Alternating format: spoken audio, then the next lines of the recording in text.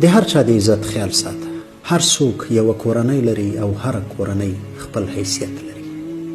یو چاته په وړه تېروتنه دومره سزا مه ورکوه چې هغې سره د هغې د ټبر او کورنۍ حیثیت ځمکې ته وغورځي.